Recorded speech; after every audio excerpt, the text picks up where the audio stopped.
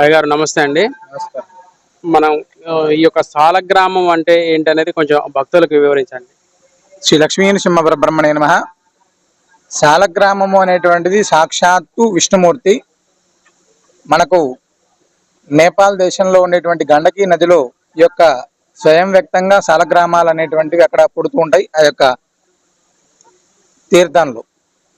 అయితే భద్రాద్రి దివ్యక్షేత్రంలో ఇక్కడ ఉండేటువంటి ఈ కల్పవృక్ష నారసింహ శాలగ్రామం అనేటువంటిది సాక్షాత్తు లక్ష్మీ నృసింహ స్వామివారు 750 సంవత్సరాల క్రితం రంగాచార్యులు అనేటువంటి వైష్ణవోత్తముడికి అనుగ్రహించినటువంటి శాలగ్రామం అండి.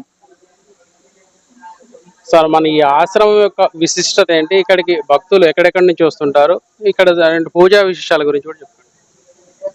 ఇక్కడ భగవంతుడికి కోరిన కోరికలు తీర్చేటువంటి దేవుడు అని పేరు కల్పవృక్ష నారసింహుడు. ఇక్కడ గోవింద కల్పవృక్ష నారసింహ శాలగ్రామ ఆశ్రమం అనే దీనికి పేరు. మనకు రామాలయానికి కూతవేటు దూరంలోనే ఇది ఉంటుంది. ఇక్కడ వచ్చేటువంటి భక్తులు ఆంధ్ర, తెలంగాణ, కర్ణాటక, ఛత్తీస్గఢ్, తమిళనాడు, మహారాష్ట్ర, ఒరిస్సా ఇలా అనేక రాష్ట్రాల నుంచి ప్రతినిత్యం కూడా స్వామివారిని దర్శించుకోవడానికి తండోపతండాలుగా ఇక్కడికి వచ్చి స్వామివారికి ముడుపులు కడుతూ ఉంటారు. అయితే ఇక్కడ పూజా విశేషాలు ఏంటంటే ప్రతినిత్యం కూడా స్వామివారికి విశేషమైనటువంటి ఆరాధన ఉంటుంది. ప్రతి మంగళవారం స్వామివారికి అత్యద్భుతమైనటువంటి నవకలశ స్నపన తిరుమంజనం ఉంటుంది. అదేవిధంగా అమావాస్య రోజు విశేషమైనటువంటి హోమాలు జరుగుతుంటాయి. ఇక్కడ ముడుపు కట్టడం అనేటువంటిది చాలా విశేషమైనటువంటి ప్రక్రియ.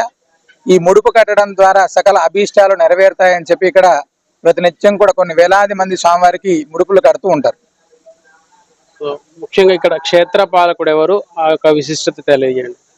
మనకి ఇక్కడ ఈ శాలగ్రామ ఆశ్రమం నిర్మాణం చేయడానికి ముందే ఒక శిల ఇక్కడికి స్వామివారి సన్నిధికి చేరింది.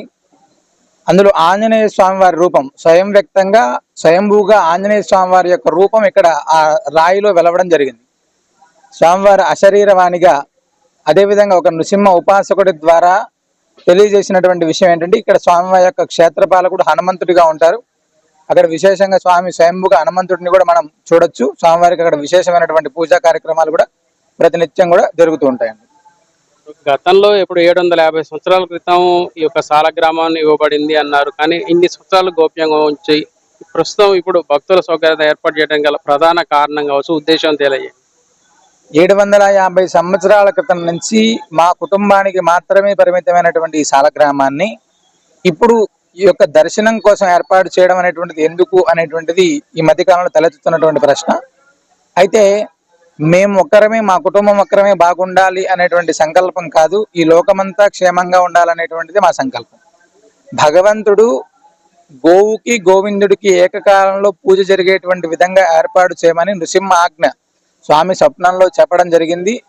సుమారు 7-8 సంవత్సరాల క్రితం నుంచి ఈ యొక్క శాలగ్రామాన్ని అందరూ దర్శించుకునేటువంటి విధంగా ఏర్పాటు చేస్తున్నారు. అయితే ఈ మధ్య కాలంలో దీనికి ప్రత్యేకమైనటువంటి ఆశ్రమాన్ని ఏర్పాటు చేసి స్వామివారిని దర్శించుకోవడానికి ప్రత్యేకమైనటువంటి విధంగా ఏర్పాటు చేయడం జరిగిందండి. అంటే ఇక్కడ ప్రధానమైనటువంటి ఉద్దేశం ఈ యొక్క లోకం అనేటువంటిది క్షేమంగా ఉండాలి, ఇక్కడ ఎవరైతే భక్తులు దర్శించుకుంటారో వారి అభీష్టాలన్నీ కూడా నెరవేరాలి అనేటువంటి సంకల్పంతో మనం ప్రత్యేకంగా ఆశ్రమం ఏర్పాటు చేసి అందరూ దర్శించుకునేటువంటి విధంగా ఏర్పాటు చేస్తున్నామండి.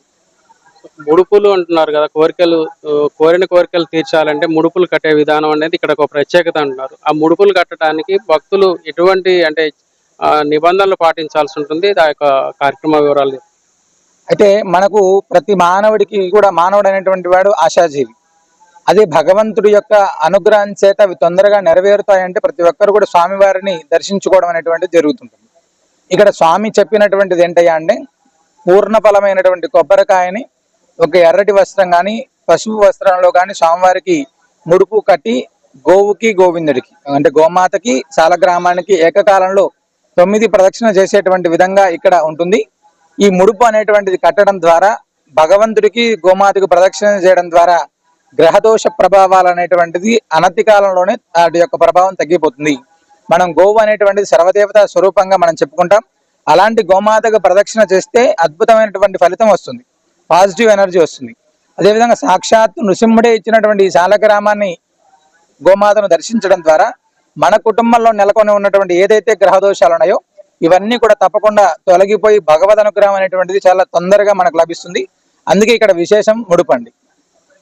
భక్తులు వాళ్ళ యొక్క అంటే పుట్టినరోజు కార్యక్రమాలు కావచ్చు, అన్నప్రాసన కార్యక్రమం ఇట్లాంటివి కూడా ఈ మన ఆశ్రమంలో ఏమైనా నిర్వహించే అవకాశం ఉంటుందా వాటికి?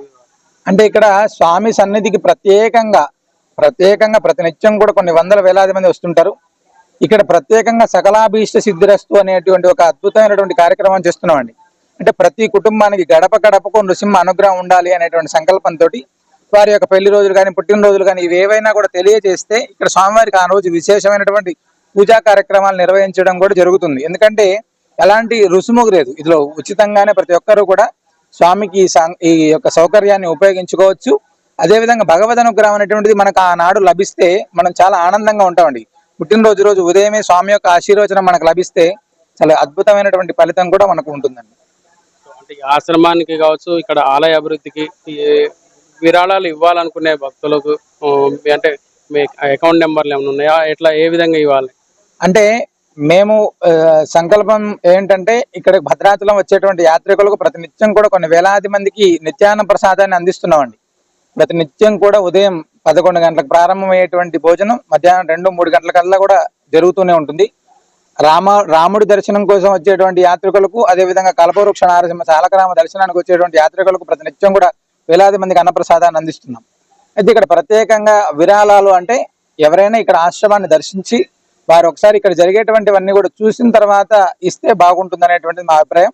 లేదా శ్రీనృసింహ సేవా వాహిని అని మనం గూగుల్లో సెర్చ్ చేసినా, ఫేస్బుక్ లో ఎక్కడ సెర్చ్ చేసినా కూడా ఇక్కడ జరిగే కార్యక్రమాలు అన్ని జరుగుతూ ఉంటాయి, తెలుస్తూ ఉంటాయి. మీకు కూడా శ్రీనృసింహ సేవా వాహినికి సంబంధించినటువంటి ఏదైనా తెలుసుకోవాలి అనుకుంటే 6305811889 అనేటువంటి నెంబర్కి ఒకసారి ఫోన్ చేసి వివరాలు పూర్తిగా తెలుసుకున్న తర్వాత ముందుకెళ్తే బాగుంటుంది. ఇంకా భక్తులకి అంటే ఎటువంటి ఇక్కడ మనకి ఈ ఆశ్రమానికి వచ్చిన భక్తులకి ఎటువంటి సహాయ అంటే సౌకర్యాలు ఉన్నాయనేది? అంటే భక్తులు సౌకర్యం అంటే ఇక్కడ చాలా మంది రాత్రిపూట నిద్ర చేసి ఉదయం స్వామివారి దర్శించుకునేటువంటి విధం ఉంటుందండి. రాత్రిపూట నిద్ర చేయడానికంటే ఇక్కడ పూర్తిగా పడుకోవడానికి అవన్నీ సౌకర్యాలు ఉన్నాయి. వచ్చేటువంటి యాత్రికులకు ఉదయం నుంచి స్వామివారి ప్రసాదం ఉంటుంది. నిత్యం నార్మల్ గా ఉండేటువంటి పులిహోర, దొద్యోజనం ఇలాంటి ప్రసాదాలు ఉంటాయి. మధ్యాహ్నం నుంచి అన్నప్రసాదం ఉంటుంది. దర్శనం చేసుకునేటువంటి వారికి తీర్థము, తర్వాత స్వామివారి చందనం ఇవన్నీ కూడా అందుబాటులోనే ఉంటాయండి. ఇక్కడికి వచ్చేటువంటి యాత్రికులకు స్వామివారి దర్శనం, తీర్థం, ప్రసాదం ఇవి తప్పనిసరిగా ప్రతి ఒక్కరికి కూడా లభించేటువంటి విధంగా మా ఏర్పాట్లు ఉంటాయి. ఇంకొకటి గారు, ముడుపులు అనేది ఒక చెల్లించి వెళ్ళిన తర్వాత భక్తులు ఏమన్నా అంటే పాటించాల్సిన అంటే వాళ్ళు నిబంధనలు ఏమన్నా ఉంటాయా? ముడుపులు అనేటువంటివి కట్టిన తర్వాత ఆ ముడుపుని అమావాస్య నాడు మన ఆ హోమంలో కొబ్బరికాయను వేయడం జరుగుతుంది. వాళ్ళు కట్టినటువంటి ముడుపుని ప్రత్యేకమైనటువంటి నిబంధనలు, ఎవరైతే ముడుపు కడతారో ఆ రోజు మాత్రమే వారు మాంసాహారం తీసుకోకూడదు అని మనం చెప్తాం. ఎవరైనా నియమంగా ఉండేటువంటి వాళ్ళు ఇక్కడ మంగళవారం జరిగేటువంటి అభిషేకాన్ని దర్శించుకోమని చెప్తాం. అంతే తప్ప ప్రత్యేకమైనటువంటి నియమ నిబంధనలు ఎలాంటివన్నీ ఏమీ లేవండి.